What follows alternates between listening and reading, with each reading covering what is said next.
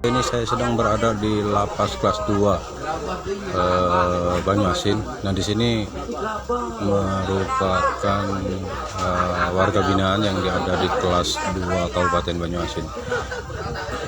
Bisa disaksikan di layar bahwa ini suasana pada saat ini merupakan suasana proses belajar mengajar yang ada di lapas kelas 2B. Kami ulangi, lapas kelas 2A Banyuasin. Dan ini merupakan proses belajar mengajar dari paket A, paket B, dan paket C bagi warga binaan yang ada di Kabupaten Banyuasin. Jadi seperti inilah suasana proses belajar mengajar yang ada di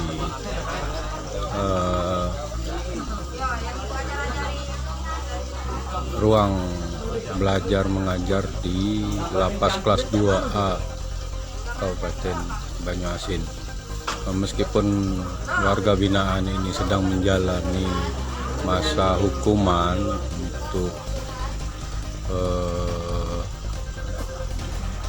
mempertanggungjawabkan perbuatannya pada saat di luar lalu, tapi di lapas kelas 2A Kabupaten Banyuasin ini tetap memberikan pembinaan terutama untuk proses belajar mengajar agar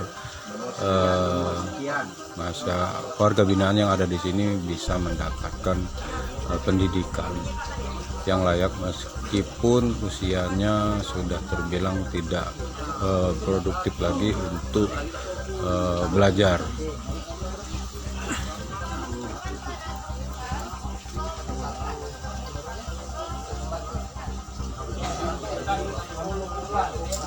Ya itu ada nomornya tadi kan udah turun kan? Ya. Kan kalau nomornya sekarang gimana kalau ini Pak isi lewat.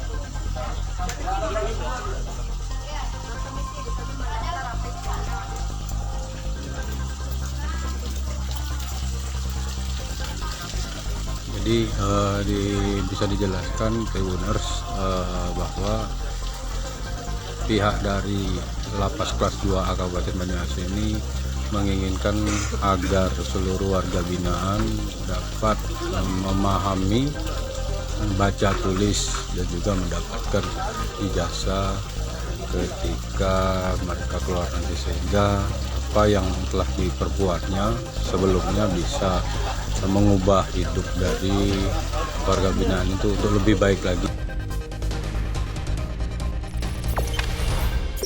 Jangan lupa subscribe, share, komen, dan like ya.